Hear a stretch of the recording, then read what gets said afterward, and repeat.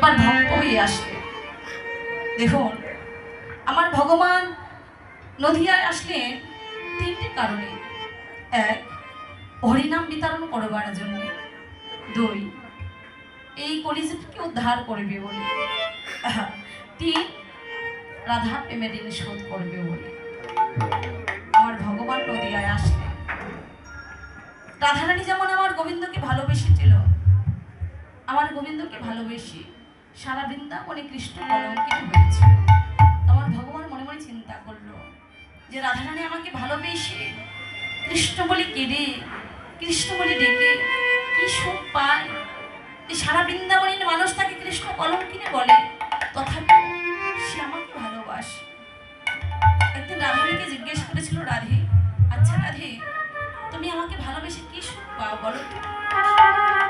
সারা বৃন্দাবনে তোমাকে কৃষ্ণ কলঙ্কিনী বলে, তুমি বাদিনী ঘরে বসত করো, তথাপিও তুমি আমাকে এত ভালোবাসো, আমাকে ভালোবেসে কি সুখ পাও?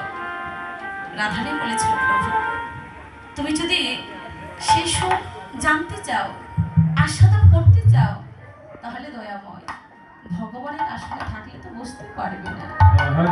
প্রভু, আমি কৃষ্ণ বলে কেঁদে কি সুখ পাই, সেই সুখ যদি আস্বাদন করতে চাও, দয়াময় ভগবানের আসনটা পরিত্যাগ করে একবার ভক্ত হয়ে কৃষ্ণ বলে কেঁদে দেখো, কৃষ্ণ বলে কেঁদে কি সুখ পাওয়া যায়।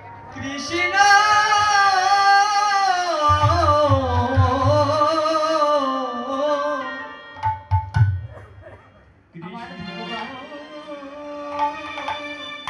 রাধারানীকে বলল, রাধে, রাধে, তুমি যে আমাকে ভালোবেসে কৃষ্ণ কলঙ্কিনী হয়েছ, রাধে, আমি তোমার কাছে রেগে হয়ে গেছি। রাধে, আমি তোমার প্রেমের ঋণ শোধ করবার লাগে আমি ব্রজ ছেড়ে নদিয়ায় যাব। এই জীবন আমার কালো বরণ, তোমার ভাব কান্তি নিয়ে আমি নদিয়ায় যাব।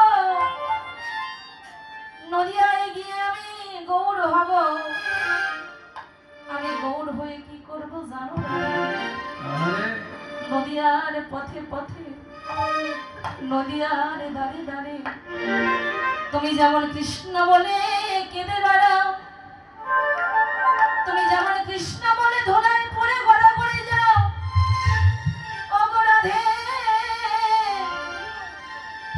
আমি আমার ভগবানের আসন পরিত্যাগ করে আমি ভক্ত হয়ে নদিয়ায় যাব।